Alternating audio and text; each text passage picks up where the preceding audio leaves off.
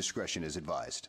Hello, everyone, and welcome to another edition of the New to Wrestling podcast. This week, we watched the June 22nd, 1998 edition of Raw is War, and we are at the final stop before the King of the Ring pay-per-view, the King of the Ring tournament. And before we get into this episode specifically, housekeeping. All right, we are in the midst of our diaper drive. I'm going to just toss it to Kelsey. She's going to give you, once again, the location of where everything is going, where you can drop things off, and, just give you that reminder. So we are doing, like Xavier said, a diaper drive until Mother's Day. So we are looking for diapers, formula, gently used baby clothes, feminine hygiene products is what we're looking for to donate to Oasis in Patterson, which is a haven for women and girls. Please look them up. Please follow them on Instagram. They do a lot of amazing things for the women in our community who just deserve all the love and attention we can possibly give them. The drop-off locations, I did get confirmation that Yoga Mechanics in Montclair is another drop-off point that you guys can take your things to. So we have Dolly Moo and we have Yoga Mechanics, and then you guys can always get in touch with Xavier if you're in the Philadelphia area. So the address for Dolly Moo is 217 Glenridge Ave in Montclair, and Yoga Mechanics, I'm pretty sure it's 39A Forest Street. I'll look that up. Or Forest Street in Montclair. I will look that up to double check, but obviously if you just look up Yoga Mechanics Montclair, you will find it. They will also be another drop-off point. So I will also post it on our socials at some point. Okay, perfect. I don't know where I pulled that address out of my butt, but I'm pretty sure that's it. Anyway, either way, so we were collecting all month long, so you guys have some time, but any donations whenever, wherever, we will be so grateful. And to help out the single moms, the struggling moms in our lives, like we got to rise up. We got to help our girls out. Amen. So thank you so much. And again, if anyone in any wrestling schools or like training places in the New York City area would like to be a drop-off point for the donation this month, that would be great. Please DM us. I would love that. Thank you. Yeah, please let us know. Please. We also Restorative for Wrestlers is happening. It's going to be in June. So we probably won't belabor the point too much right now. But as we get closer, we will be sure to remind you guys frequently when that's going to be happening. That very excited to see you all outside of the context of a you're putting on a show, I'm paying a ticket situation. Exactly. We'll let you know how to register, how to get there, what to do, but it is going to be at Yoga Mechanics. Surprise, spoiler alert. That's why they're also a donation drop-off point. So look out for that. That'll be soon. We're just finalizing all the details. It's very exciting. Very exciting. Okay, guys, before we get into this main episode, as we are recording, this upcoming weekend is WrestleMania 42 emanating out of Las Vegas. Has Kelsey really been keeping abreast with all of this information that's coming out right now? No, but we have social media. She kind of knows who some of these people are. We're going to get some predictions. All right, so we're going to go through each of the cards. First Saturday, then Sunday, typically how that goes. So, the first match I see is Logan Paul, Austin Theory, and I Show Speed taking on the Usos and LA Knight. Well, you want to know what's so shitty is that I've never thought in a scenario that I would want Logan Paul's team to win. I'm so sorry. Yeah, maybe. I don't know. I just Jey Uso's just not my favorite person right now. Fair. Very valid. And I know that's not why you should pick matches or whatever, but I don't know. There's just, I feel like I would like to see the Usos maybe get knocked down a little bit to remind themselves they need to come back up. You know what I mean? Something. I get it. No offense. I think it's probably going to go that way. The Logan, Austin, I Show Speed, just because, I don't know. I feel like it's a little too on the side of the Usos and LA Knight. Like, y'all don't really like each other. I don't know why we're pretending like we do. Right. So I don't know. And also, I think if they're bringing in a celebrity, then we'll see how it goes. Because it's not the first time I Show Speed has been a part of a wrestling event. He was in the Royal Rumble. I mean, did he get absolutely broken in half by Braun Breaker? For sure. For sure, for sure. But next we have Drew McIntyre and Jacob Fatu in an unsanctioned match.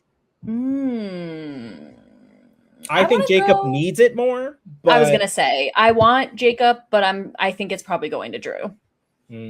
Okay, period. And then next we have the the women's tag team fatal four-way. So listen to this. We have Nia Jax and Lash Legend. Love. Charlotte Flair and Alexa Bliss.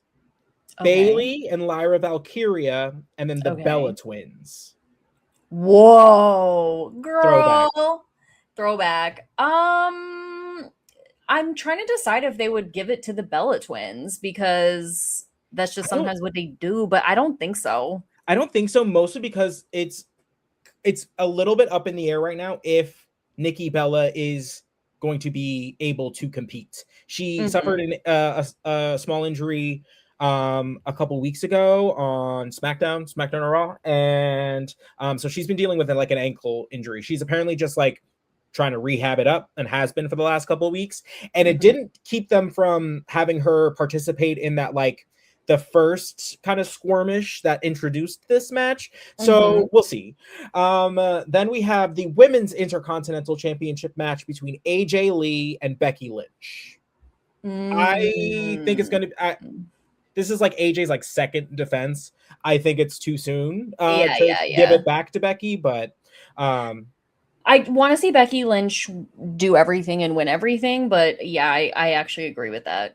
Yeah, I think it's just we had a pretty long Becky run. I think now is just AJ Lee's time. Yeah, I think also Becky, especially because if you're going to go off of Unreal, which a lot of us don't, but she's talking about how like her goal in her career at this time is just to put people over. Right. So I would assume that's what she's doing. Period. And then we have her husband, Seth Rollins, taking on Gunther.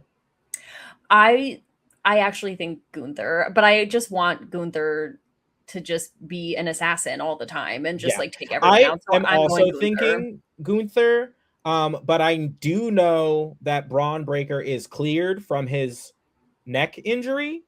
So they have yet to introduce him back onto television, because I am assuming they're going to have him return at WrestleMania and then start the feud with Seth Rollins that we kind of were expecting to happen before the Vision got plagued with injuries. Right.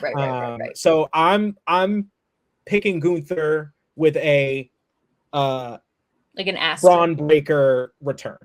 Work, because it also, if Seth won and he made it by like the skin of his teeth, and then Braun Breaker comes in like right after he's won, like to remind you, like, yeah, but I thought that was hard. But I don't think Gunther, where he's at right now, can sustain that kind of loss from somebody that like caliber. I think right now, if the plan is to barrel towards Brock versus Gunther at SummerSlam, eventually being Brock's like retirement match, we need Gunther to be big tip top. No, I agree. And I want to see him be big bad. And if I do, I know a lot of people do also, like, because I'm not, cutting edge with my opinions. Like I think people just want Gunther. Like, we just want to see him do what he do. Amen. Just beat bitches up. Amen. Next, we have the Women's World Championship match: Stephanie Vaquer versus Liv Morgan. This one's going to be good. They really sold this one. Like, they built this up good. I love it.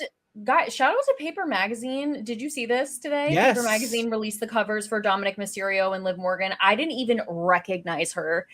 Like, they did. I love Paper Magazine because they'll really do some kind of like funky, weird, like avant-garde photo shoots, and they looked so great. But Liv Morgan is such a heel to me. Like, I just want Stephanie Vaquer to win, because I also am so madly, deeply in love with her. Like, I just want her to win so badly. I don't know if it's happening. I think it still might go to Liv, but I want Stephanie to take it. I think because Liv has been getting her ass kicked for the last month, I think they're gonna give it to her. I imagine it'll be some. Oh, I live for Stephanie. I live for Stephanie. Love. But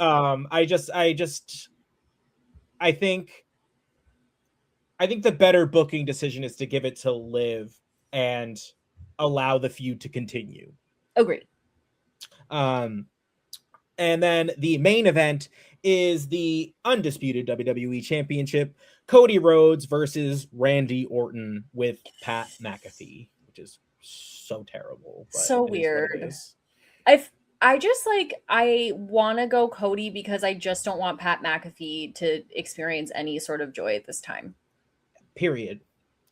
And I just feel like, I don't know. Like, I love Randy Orton. This is so hard for me because obviously, like, I'm going to very much enjoy watching Cody get RKO'd. Like, I'm not crazy, but I don't know. I'm gonna go with Cody. Actually, I know that's maybe a hot take, but I'm going Cody.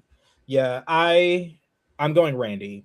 I don't know. I think they're laying it on thick. I think they're I think they're trying to shake it up, and I think this is what they're going to do. So we'll see. And also, if we're and what it seems like they're building up a tag team match between Cody and Jelly Roll and Randy Orton and Pat McAfee. I don't want this, but it seems like that's the vibe that they're heading towards, and we'll see how it goes. And here's the thing, like, I'm not dissing the effort that Pat and Jelly Roll have put into their training. If you watched Unreal, you got a whole expose on everything and I'm not great.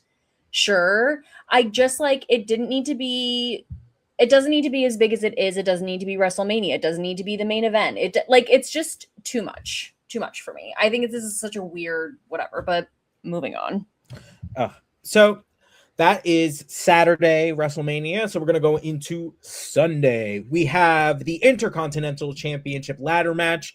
Penta taking on Javon Evans, taking on Dragon Lee, taking on JD McDonough, taking on Rusev, taking on Rey Mysterio.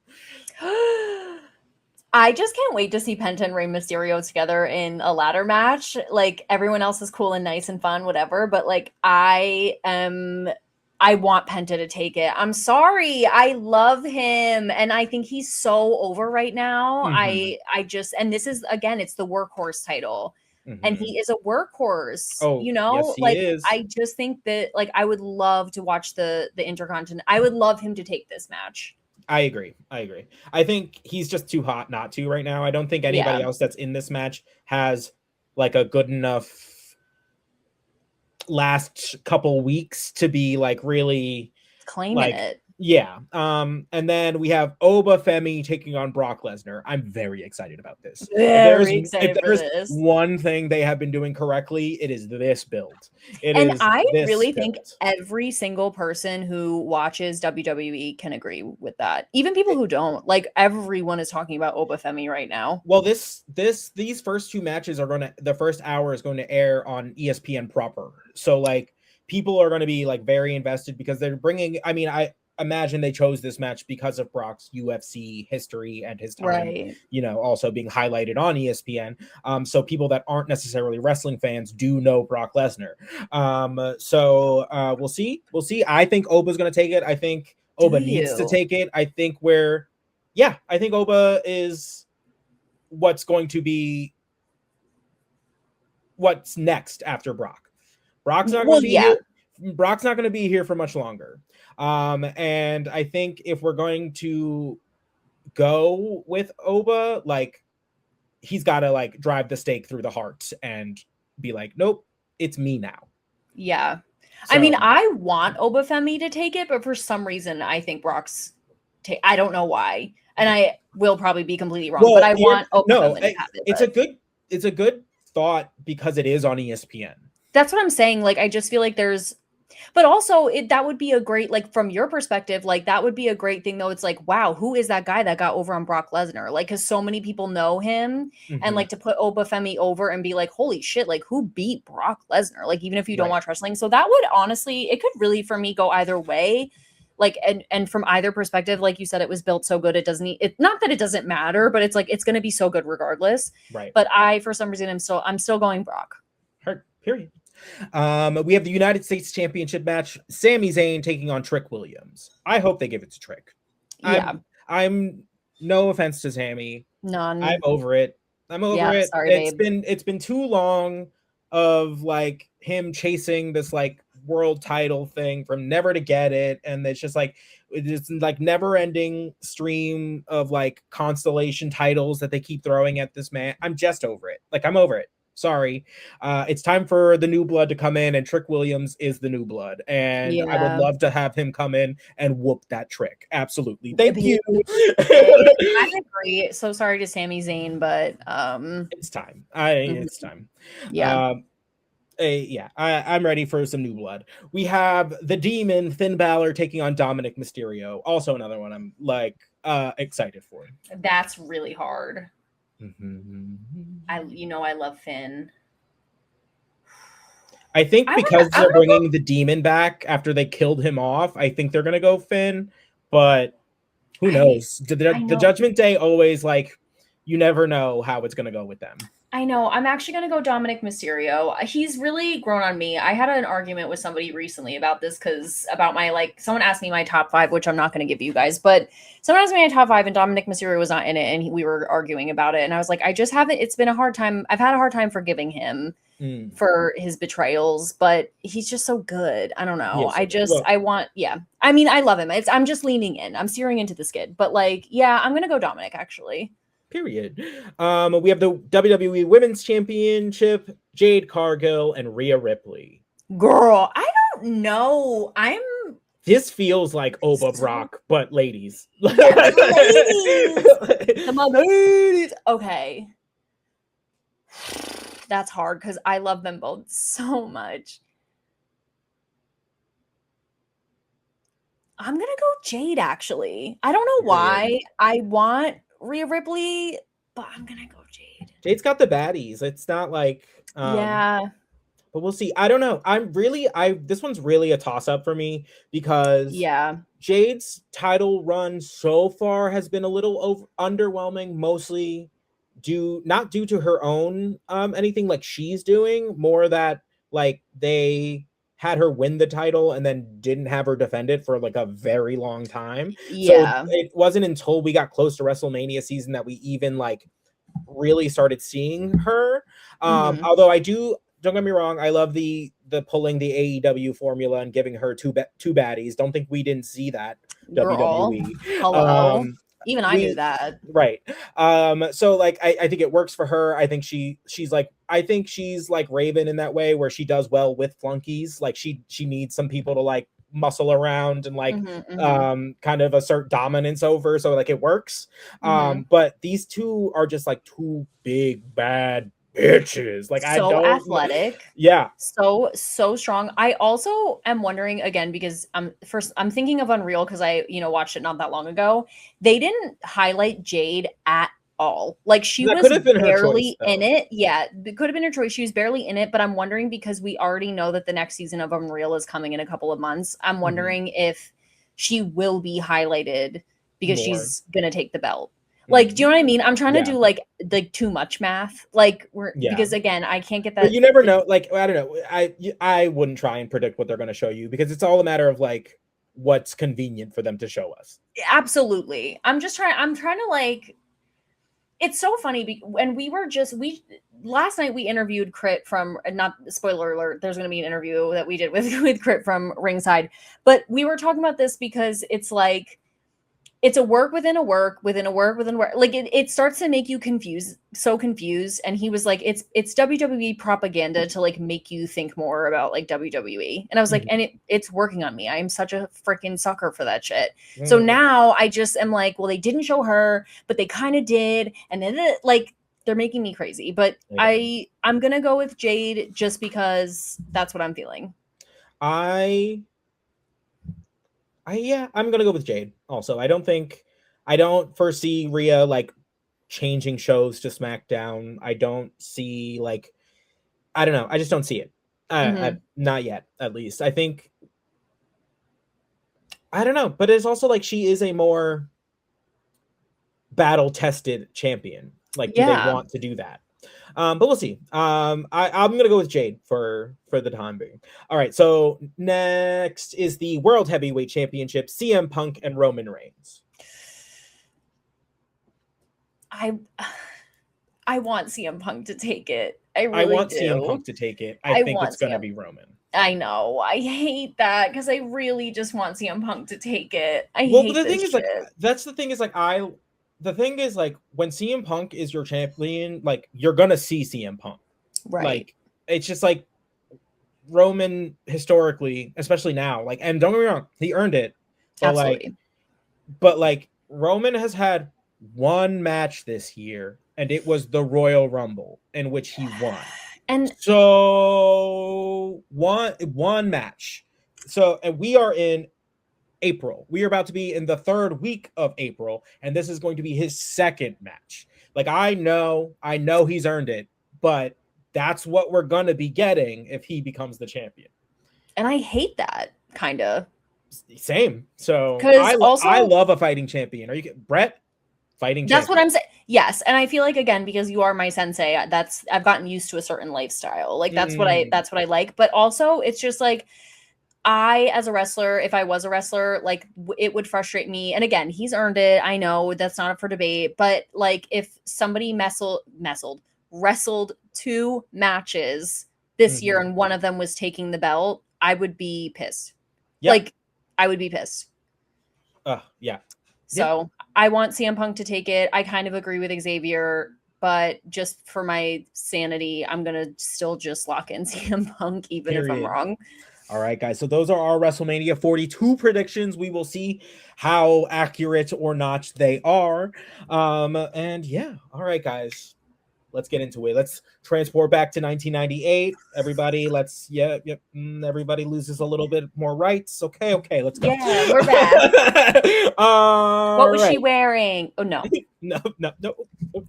All right. So this episode opens up with a recap of last week and the tag team Hell in a Cell craziness that ensued between Kane, Mankind, and Stone Cold and the Undertaker. The lovely beating of Paul Bearer. So they gave us a little recap vignette, and then they show Paul Bearer at home just licking his wounds. We will come back to him a few times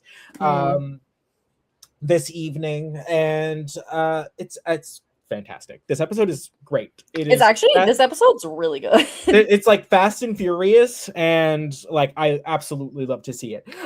Vince comes down to the ring. He no nonsense introduces Kane. He's like, and here is Kane. Got it. Thank you. I love that Vince starts off this like little interview segment by being like, hey Kane, like let's just like relive your trauma, and just starts going through his entire. He's like, your childhood was hell, your brother set you on fire, your like mother was a whore. You're like, what is happening? Like, literally, like, I'm sorry, you're gonna call this man out here and then say all this to his leather face? That's insane. Like, that's bold choice. You've had a miserable life. You know what would make it better? A shiny new toy you can beat somebody up for. Crazy. Like, absolutely so insane. Crazy. And then Vince introduces a stipulation for this championship match between Kane and Stone Cold Steve Austin, and that is going to be a match where there are no pinfalls, no submissions, no disqualifications. The first person to make their opponent bleed is the winner. This is going to be a first blood match between Kane and Stone Cold Steve Austin, which is absolutely insane, being that Kane has maybe, I want to say, like 2 feet of skin exposed on his entire body. And Stone Cold wrestles in a bikini bottom. Right. Absolutely. So, no worries. So obviously the odds are stacked against Stone Cold. Not new here. Yeah.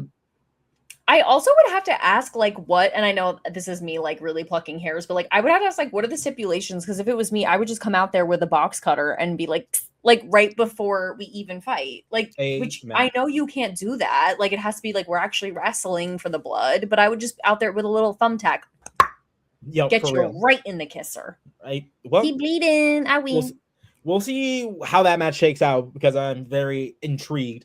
But then Kane is prompted to speak for the first time with the aid of his handy dandy voice box, I guess is what I would describe it as. It's a little, those of you who have seen this before, you know exactly what I'm talking about. Kane's pretty notorious for it. It's this little silver thing that he holds up to his neck, and it sounds crazy. It sounds like he's speaking through a fan. It is giving respectfully a no smoking. You shouldn't smoke commercial.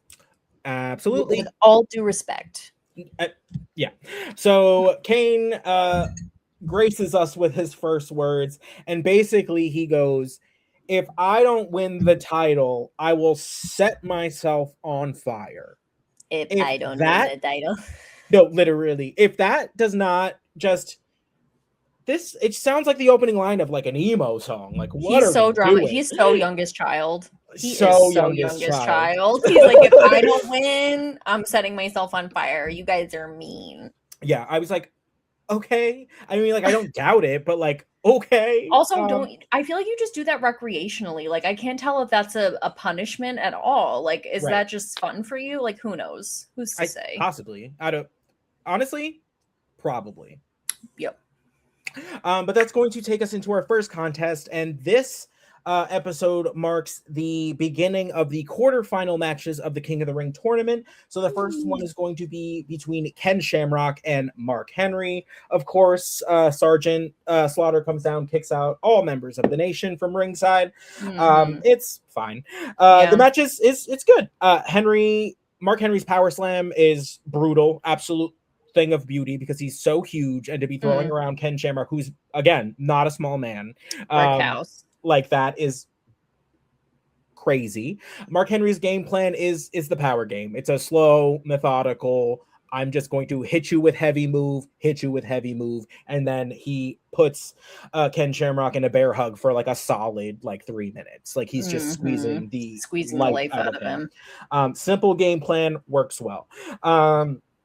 Shamrock kind of starts to get his bearings, hits Mark Henry with a Hurricane Rana. Wow, that's a big man to be crazy. To be throwing around. But once Mark Henry has been thrown outside of the ring by the Hurricane Rana, we see Vader come down, smash Henry, gets his revenge from last week where Henry involved himself in Vader's match.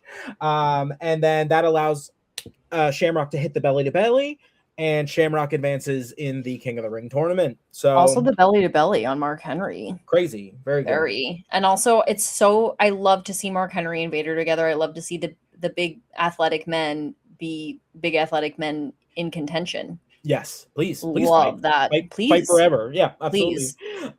So we find out that tonight is going to be the debut of Edge. He's just lurking all over the arena. We keep cutting to him throughout the night, and it's just, and the thing that's crazy is like they never light him.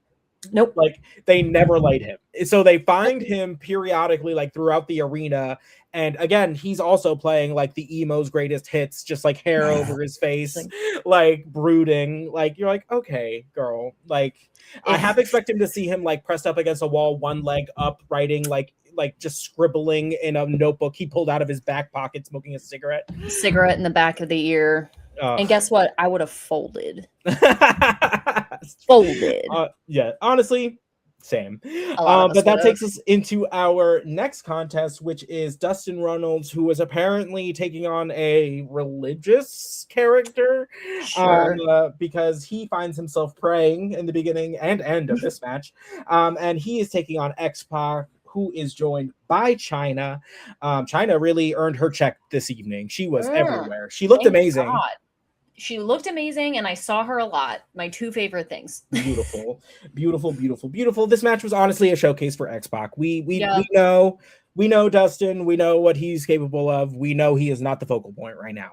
No, and it kind of sucks because I'm like looking at him so different now. I'm like, Hi. LOL. The cut off black, like the cut off sleeve black shirt and the black jeans and the But belt. there's I just like don't know. nothing there. I There's just like know, it but he's bothers me so. because it's just like there's no character. Like there's I nothing there. know. I was like, you can't take away a character and give me nothing. I Like know. He just seems like he would like he's like quiet and introspective in school, but then like somebody bullies you and he comes out and just like punches him in the face and he like drives me home. I don't know. okay. She's setting a whole scene. I don't know what that is. Like ever since, because I loved Gold Dust. You got go back in time. I love Gold Dust, Right, right, but right. there's It's a something different. about him right now that I'm like, hey, oh my god, what are you doing here? So weird. Yeah, I just wish there was just like something there. Like I don't No, know. absolutely. And I also, oh, go if we're ahead. doing the like the Jesus thing, like okay, but like Bring out a more. rosary at least. Right. Yeah, like more. If we're gonna lay it on, I don't want it, but if we're gonna lay it on, lay it on. Lay it Um on. Amen. so this match, lots of back and forth. X-Pac looked great. It was really just to showcase his speed and his like agility. At one point, Dustin is on the outside of the ring and gets knocked down by a vicious elbow by China. Insane. X-Pac follows that up with some speedy leg drops, like a couple of them. My next note just says China stays serving. They must have cut to her and she just looked really good. Well, Dustin at one point did a one-arm suplex, which goes to show the size difference between the two. China trips Dustin. The referee like kind of catches it, but like doesn't, and she's just like, yeah. not She's me. like, well, Couldn't it's be already me. over. I don't know what you're talking about. Mhm. But that allows X-Pac to hit the heel kick, pick up the victory. X-Pac has some W's in his column. We then cut to Paul Bear emanating from his home, and he's asked about Kane's like emo promise. And basically he's just like, he's going to do it. If he says he's going to do it, I have no doubts in my mind. I must be there at ringside. Like I will be there at ringside. Nothing's going to stop me. You're like, okay. It was actually a very good promo from I from said Paul. that. I was like, listen, on the couch in the robe, pretty good promo for Right. just sitting there hanging out. And then we get a montage video of Hell in a Cell 1. So if we didn't know where we were going, this really hammered it home. Which is so funny. I just showed my roommate Crystal that this weekend, this Yes. past week. So good. Which is just bellissima. Absolutely spectacular. So after we return to the arena after that montage, it's Jerry Lawler standing in the ring, and he's like, you all have seen what's up. You know that I have been basically harangued by Al Snow I have beef with this man. at every turn. You know he's been showing up dressed like an idiot. And we find out that apparently Al Snow like cornered a like cleaning woman and stole her clothes and put them on, and is like just parading around the arena. Jerry's like, I have something for you. You don't have to come out and call. You don't have to sneak around. Like just walk down to the ring.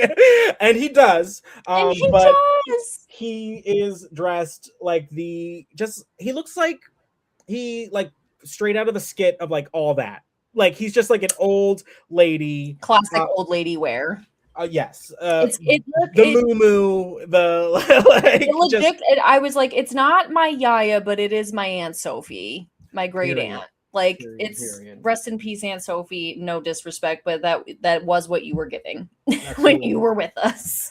The king basically offers a contract in exchange for his stolen crown, and the contract reads that if Al Snow is to gain a contract with the WWE, he must participate in a tag team match at the King of the Ring between Too Much, the team of Scott Taylor and Brian Christopher, and the team of Al Snow and the Head, which is fantastic. I love it. I love it. Love to see it. Also, I love that Jerry loves that Party City crown so bad that is literally made of foam, plastic, and like rubber jewels.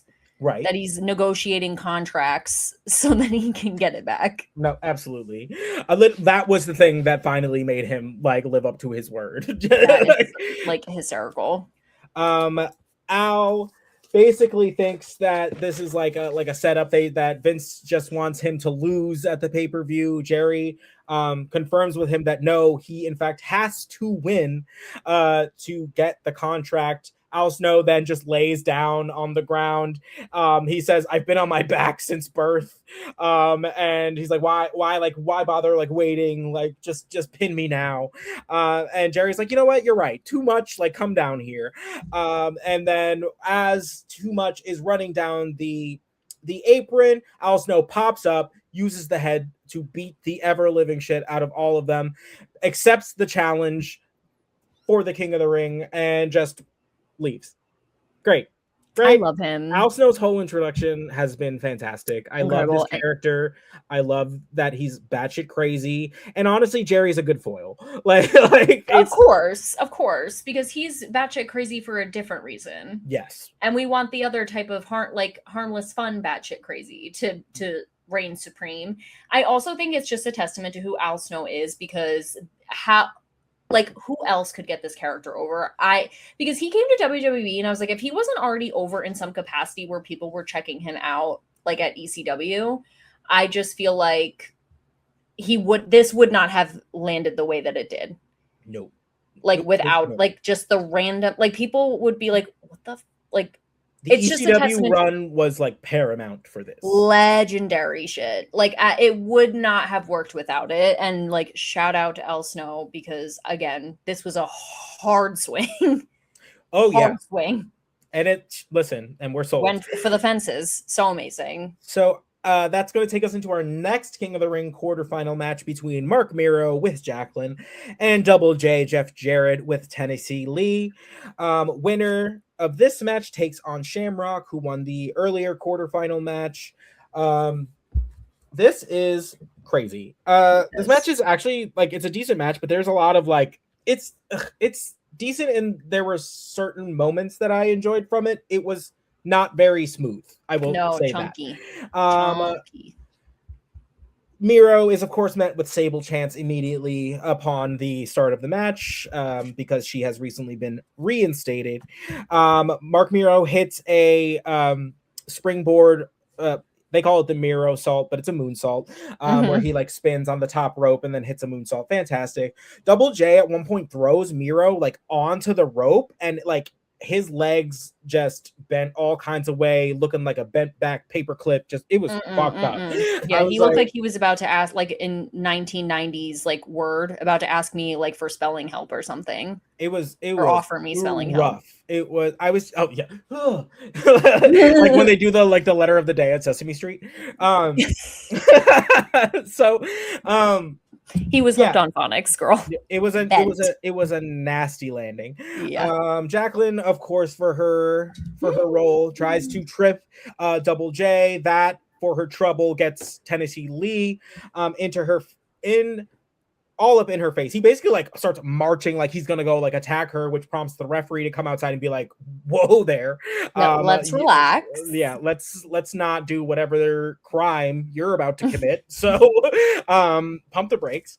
The referee's on the outside dealing with all of that. Mark Miro hits a low blow and a TKO on Jeff Jarrett, only for the referee to still be distracted so that he cannot perform the pinfall, and that prompts the entrance of Sable, coming out in a full body metallic suit, a full body suit. It was so good.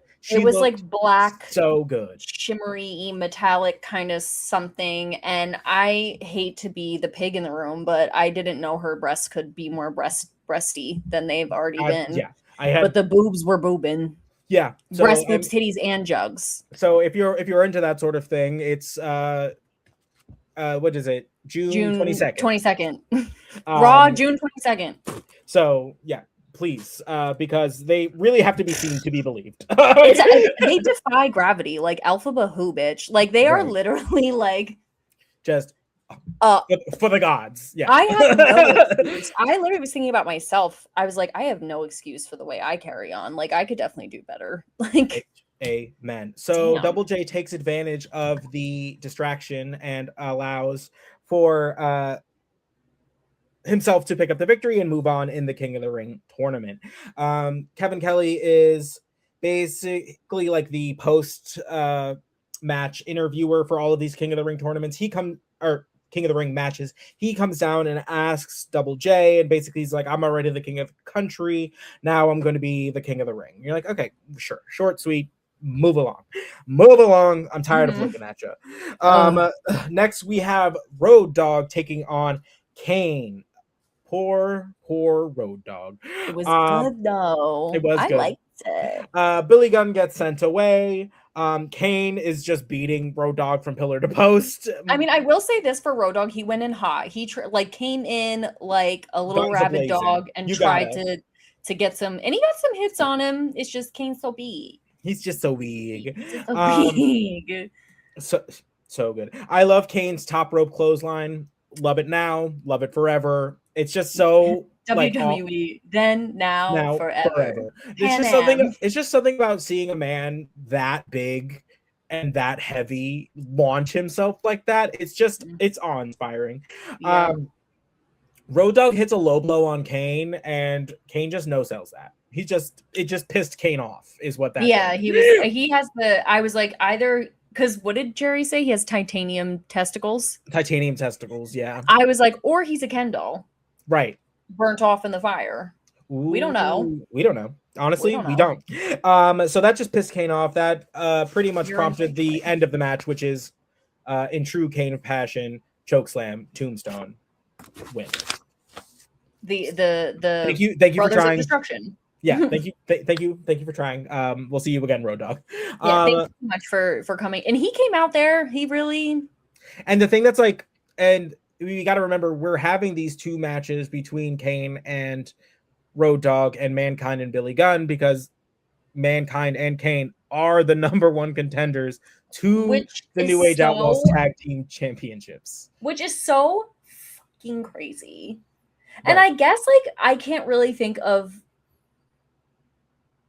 which is fucked up. I can't think of like that many tag teams that I feel like should be in that spot, but this does feel sad. It's not. There just isn't that much importance on it.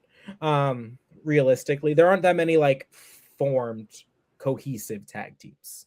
All of the ones right now feel very thrown together, with the exception of like a couple. Then we cut back to Paul Bear, who is asked about his physical condition, and then asked why the Undertaker attacked him, and he was like, well, it's obvious, isn't it, JR? It's because I knew the Undertaker's secrets of wanting to attack Stone Cold Steve Austin, and he didn't want me to expose him. So obviously that is why. And then the lights start flickering in Paul Bear's house, and he's like, oh, don't worry about that. And the thing that's crazy is, like, if anybody should know and worry about that, it's you, bitch. Don't pretend like you don't know what's up. This is not your first rodeo with this man. I'm not kidding. I'm like, you are. I feel like what a great angle to take in this scenario for Paul would have been like, I have been by your side, your number one companion for like 13 years. Right. I know you better than you know yourself, and I'm going to get inside your head. Like, I feel like instead of being like, ignore that, like, don't look at it. It's just like, he should be able to like premeditate the bullshit because I've known you so long. Like, it's so weird that we're being so ignorant. Like, he's acting so ignorant about who the Undertaker is in his full capacity. And I'm like, you backed that train for like a bazillion years. Yeah. Like, let's act like it. And I know you got your new little piece now, and you were apparently plotting this the whole time. But like, I just feel like, let's act like you guys were literally together all the time for many years. Mm-hmm. And you know that man. Yeah. He said it's heat lightning. Right. Girl, the heat lightning that is about to happen on your face is insane because the Undertaker shows up. Literally, the first words out of his mouth are, "You think I forgot where you live?" What? And wallops him. Just Buh. and then Slap trashes his entire home. Trashes the whole living room. Broken things, broken Throwing ottomans, TVs. broken glass, throwing armchairs, He put destroying TVs. Paul through the coffee table. Like, it was Girl. insane. Women screaming in the back, stop! I love Stop. it. I love it. I love it. Because this is what we were talking about last time with the Undertaker, where you were like, I wanted them to use his like supernatural, like whatever. And was this still just like a straight up beatdown? Yes, but it still had the element of like, I'm coming. And then he was here, you know? Boom. And because also they had said on commentary, like, Undertaker's on his way to the arena. And then he, poof, now I'm at Paul's. You think I forgot where you lived? Tore me up. That was so good. Me up. You think I forgot where you live? Nah, not me. I'm going to say that. I'm going to use that. Please, Ding please dong, do. You Can't wait to hear that story. Where you live? Nope. Hi. I remember that dusty welcome mat anywhere. Don't worry. Here I am. Just all your mistakes. Consequences. Action. Love it. Oh, it was so good. Yeah, that was beautiful. Thank you so much to whoever put that together, because I loved it. Absolutely. And next we see the debut of Edge. Edge is going to be taking on Jose Estrada. So weird start off point for this one. Lots of yell. It's just so funny because I know who Edge becomes. And it's just, this is so not that. But there's like, it just seems he does that thing that like wrestlers with not a ton of like experience do, where like for lack of a better way to connect with the crowd, they yell. There's like a scream, like a primal thing. Ken Shamrock used to do that. Right. And he does it less now that but again, time and place. I think there are moments where your little victory man screeches is valid. But if it's just kind of like filler to fill, not so much. But this match is abruptly ended when Edge essentially does a over the top rope just like somersault basically, and lands on the top of Jose Estrada's head, basically like slingshotting his neck, which prompts a count out, which I don't think was supposed to happen. You typically don't want that kind of win for your debut. I do think he was legitimately, it could have just been a stinger.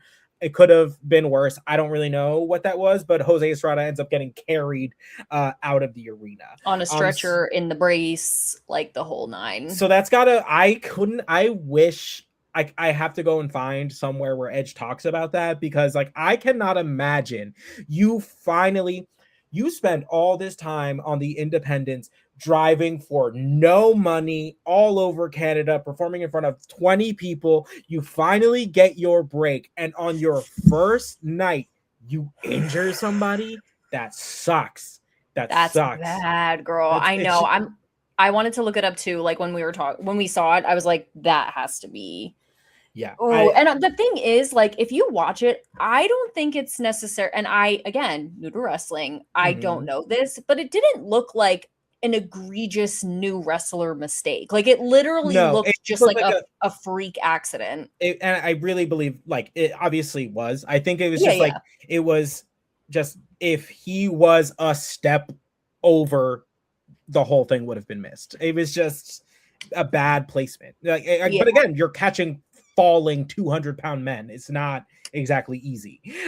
So hopefully he's good, but hey, Edge is here. They stopped edging us, thank God. Girl, and this was like, it's so funny because this is like literally, no offense to Edge, and it feels a little bit like it was ruined, like a ruined. It feels a little bit like I was legit, like I was edged, and then like it wasn't that great. No, like you got me so hype, and then when it actually came down to the brass tacks, yes, thank you. I was like, and it's like, this doesn't always happen. No, this never happens. You're just so beautiful. I was like, that sucks. Oh, okay. Yeah. I want to say this too. I know literally nothing about Edge. Like, I Oh, don't I know love what that. he becomes. I do not know anything about him, so I am very excited to take this journey. Oh, yay! I love that. That's very, very good. But so we're gonna see him solo for a little while, and then he gets a partner, which we love. But that's all I'm gonna say for now. Next, Work. we have a backstage segment, which is Kane trashing a locker room, and Mankind's like trying to stop him. All the while, Kane is, I guess, yelling or crying or whatever because he's using the buzzer, and it sounds like a bill collector coming for your neck. It just Yeah, like like your it phone vibrating off the table. Like it sounds like I live in an older building and my doorbell is just a bzzz, like right. old school, and that's what it sounded like. But also, But I'm like like, constant the whole time. it was just, and so at first I was like, are they having audio troubles because they're in the locker room? I legit Right. thought it was like a microphone sound issue, and then I was Right. like, and then I saw Kane writhing on the floor like this, Mm-hmm. and I was like, no, Yeah, insane. baby. And Absolutely. can I just say, completely unnecessary. Yes. Just Completely unnecessary. he Do didn't not do that. okay, like literally just because he talked today does not mean he needs to be talking every time we see him now. And also, Like what that's is this crazy. getting? I know you're upset by the fact that you're trashing the entire locker room. You don't need to do this and just go, like, it sounded like a bug zapper. Right. Like I I'm just just, waiting for a fly to like land. Like yeah, like, I don't think crazy. if you were in like the throes of despair, that's the thing you're gonna do. Yeah, Like, I'm what do with I you. know? It honestly kind of takes you out of it because it's a little funny. Like it's a It little was funny. hilarious. I was cracking up. I felt horrible. I was laughing so hard. I felt so terrible. But I was like, what is this? No, honestly, yeah, I don't know. Well, that was a weird move. But Very. then we cut from the backstage segment into our next King of the Ring quarterfinal match, which is Dan Severn taking on Owen Hart. Owen really wants to like amateur wrestle this man, and I don't know why. Like Yeah. I know the background of the Hart. Like maybe it's like I have something to prove, but it's like that's quite literally the thing he is best at. That is the thing. I think if you're trying to win this match, you should probably come at him with something else. Maybe you're high flying, things of that nature. Yeah, I agree. I was like, this is we're playing on his field. Like, that's what you want to do. But it's also like we've done this before because we've had this match before, and it was a very similar like kind of like start where they're like amateur wrestling, which is it's fun to watch, but it's also like we didn't learn. Mm-hmm. No growth. No growth. But this match was a lot of fun. The fisherman suplex by Owen is beautiful. He follows that up with a nasty backbreaker and into a camel clutch, which is fantastic. Owen throws a chair into the ring, which causes a distraction between Dan Severn and the referee. When Dan picks up the steel chair like he's going to use it, only to be stopped by the referee. And while the referee is trying to remove the weapon from Dan Severn, X-Pac comes down, smashes the back of Owen's head with a chair. Definitely was supposed to hit his back. Definitely hit the back of his head. Severn wins via submission, and we cut to Owen, and he's just busted open from the back of his head, just bleeding. Head is bleeding. Head is bleeding. That prompts, of course, the Nation to come out. The Rock grabs the microphone and is basically just like, "Hey, we don't have to be doing all this. You can come out right now and we can fight. Thank you." And period. And that prompts DX to come down. All of the officials, all of the referees are basically blockading DX from ever reaching the Nation. And then we kind of, I guess, before what is supposed to be like a commercial break, they get separated. DX goes back to the back, which is kind of hilarious because the next match is The Rock taking on Triple H. So they have Triple H run out for this run-in, leave, only to be reintroduced not a minute later. He was like, I am not gonna just stand out here when I can play my music. Right. He said he was basically just like, I'm gonna give you all an encore, that no one asked for. Like and like it was whatever. sure. It honestly just ends up feeding into his character because that's just The Rock. No, yeah. This match between the two though is fantastic. It's so So good. They have really really good chemistry, the two of them. And it shows. This feud will be going on. My hair's going everywhere. This feud will be going on forever. But I love it. I eat it up. It's great back and forth. I have noticed just like they both show like glimpses of like the greatness to come. They're so smooth. It just I love this Nation DX feud. At one point, the ref is checking on Triple H, who has been knocked outside of the ring by The Rock. Chyna runs in and hits The Rock with a DDT, which is hilarious because earlier when The Rock hit Triple H with the DDT, he turned to Chyna and was like, "You like that? You like that?" Basically, he said, "I like it very much." And she's like, "Actually, I liked it so much, I'm going to use it on you." So fantastic. Chyna like gets her metaphorical receipt. That chaos. The end of the match is pretty chaotic. It's a low blow. It's a fisherman buster by The Rock, which apparently is the move of the evening, and The Rock wins. And then, of course, that prompts the Nation and DX to continue their blood feud out in the middle of the ring. Fantastic. I do love the fact that it put over The Rock in a way for me because, and not that he's not over because I do obviously know. No, but he's very much so like ascending. This is 1998 is the year that The Rock like really pops out of the mid card. Like because he literally won even with all that interference from Chyna, from like he still pulled out the win. Right. So it's like you can do all your little reindeer games all you want. I'm the master of reindeer games and I will overcome them. Absolutely. Kind of fierce. Fantastic. And then so from the DX Nation feud, we cut back to Kane in the locker room, who is just rocking back and forth, vibing, just and sure. I don't know. It's kind of me. Like I don't know. There's something like, I don't know what it was about this that just like I was like, you really took something away from this man during this episode. I don't know. Like I don't know. I literally had to just go like this. I was like, I can't because I just can't stop. Yeah. Why did they do that to him? I don't know. Honestly, not a clue. Not a clue in the world. But God. That prompts Mankind to basically just be like, you sit here, like, I'll be right back. I got something I gotta do. He goes out to the ring. He's sitting in the middle of the ring, he being Mankind. No lights. Hell in a Cell starts descending. He starts his promo. He's basically talking about like how he's a history buff and he came across this photo of like Union and Confederate like soldiers like years after the war, like standing on Gettysburg and like shaking hands. And he hoped that one day, after all of the violence that has incurred between the Undertaker and himself, that they would one day reach the point where they could stand, on the field of Gettysburg and shake hands. What? He's just so like. He's so crazy. Over the top. It's just so funny.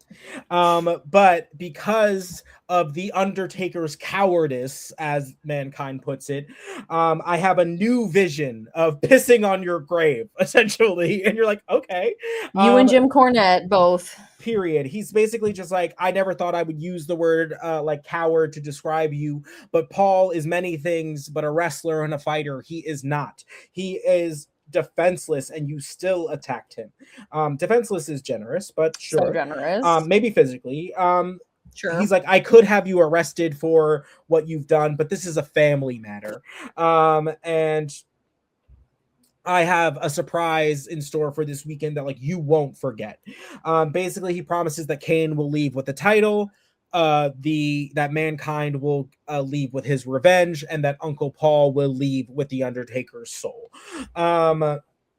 Cool. That's basically the promo that is setting up the Hell in a Cell.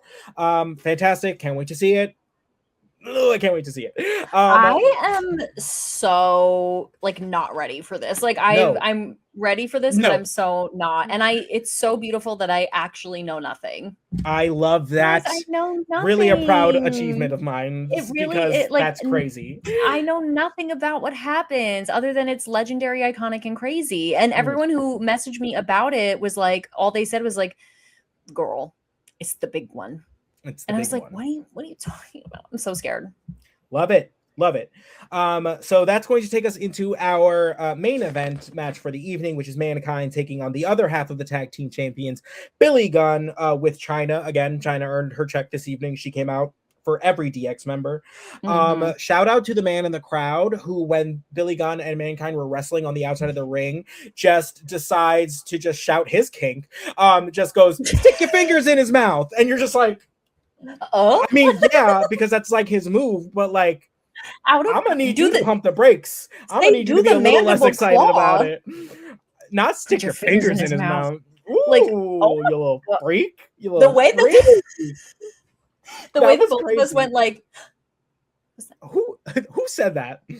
That Absolutely. Oh my god! Put your fingers in his mouth. Whoa, Steve, sit down. Shh, girl, relax. Phil, take a seat. Chyna gets sent away for her involvement in the match. Finally, caught up with her. Hey, the numbers game. Yeah, she made it all the way to the last match before God bless it happened. Her. Mankind basically gets thrown around the ringside area by Billy Gunn into the ring steps, onto the barricade. Crazy. At one point, Mankind tries to use the ring steps only to be drop kicked by Billy Gunn and have the ring steps land on his face. The match continues. They're beating each other up in the ring when Mankind hits the mandible claw, picks up the victory. Then he immediately runs to the back because he knows that Kane is unwell. So he goes basically. He goes and looks for Kane. Kane is gone. Big gone. Not in the locker room. No buzzing to be heard. So, so Kane's missing. And then we cut back to the arena because we are going to get Stone Cold's response. First, though, Sable comes out and we're like, oh, okay, random, was not expecting. Love. Great to see. She comes out and she is apparently supposed to be conducting this interview with Stone Cold. She comes out, she introduces him. He comes out in a little pinstripe baseball tee tucked into his acid wash jeans, and I was living. I was absolutely living. I need that. I need to find it. I'm sure it's living in thrift stores across America. I need it. I need it. The Stone Cold 316 baseball penny thing, jersey thing, whatever. Find it for us, family. Find it for us and send it our way.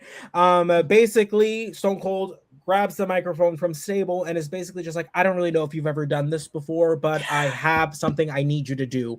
So he takes her hand, pulls up the middle finger, and is like, I need you to go to the back and find this pretty little hand and find Vince. And what I need you to do is take this bird and shove it right in Vince McMahon's face, and you tell him that that's from Stone Cold. Can you do that for me? And I was like, meanwhile, she's like this the whole time. Giddy. I get it. Loves it. And I get it. Guys, never forget because I think about it constantly, when Sable had a secret admirer that we never exposed that was like creating tension between her and Mark Miro. Mm-hmm. And I was like, and Stone Cold did the slow up down with her, like, should I? And then nah. And I was like, I would give anything for Stone Cold to be her secret admirer. Like, I would give anything for that. And this moment just kind of like was like, cemented it's canon. That. Yeah. But I was like, oh, oh my god. I was like, she freaking loves it. She was like, so good. I love it. Oh my god, I love them so much. So great. So and he good. wasn't weird. He wasn't like untoward. He wasn't a freak. Like, y'all could take some notes. No, honestly. Very much so could take some notes. And then so Sable gets sent to the back. I assumed to find Vince McMahon. So because she's got a message to relay. He accepts the challenge. So good. He accepts the challenge from Kane for the first blood match, and he's basically just like, if you're dumb enough to light yourself on fire, like let's just do this campfire style. I'll bring the marshmallows, the hot dogs, like we'll do it up right. And don't worry, like if you start to go out, Stone Cold will be there to put another log on the fire. He's like, if you want to burn up, bitch. Like, I'm not gonna stop you. Like, that's insane. So real as hell. He's like, I don't give a shit.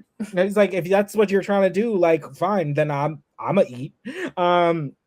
So Kane comes out and he hits he comes out, they have like a little stare off. And we think Kane's gonna do his like pyro like hands, only for when he brings his arms down, a just absolute torrential downpour of blood hits Stone Cold Steve Austin a la Carrie, and Kane follows that up and is basically just like, this Sunday the blood's going to be for real. And that's where they leave us, with Stone Cold covered head to toe in blood. Also, the choice of the white shirt makes a lot more sense. And the fact that they sent Sable to the back. Right. Oh, she's like, I'm not getting hit with that blood, girl. You're not getting fake blood in my hair. On this outfit? Absolutely not. Absolutely not. And so it just leaves us with a stare down. Austin covered in blood. Kane just being an absolute villain. I love it. This was a great go home show. Dude, before the pay-per-view. Blood, I was gagged. I did not see that coming at all. The Carrie treatment. The Carrie, and this is what I'm saying. They ruined the little voice thing with the screaming, because this was terrifying. Like, on Sunday, that will be your blood. Right. Like, that's terrifying. Love that. Into that, but just like, let's not do that. Like, yeah, I but that scary. Very good. So good. I also love.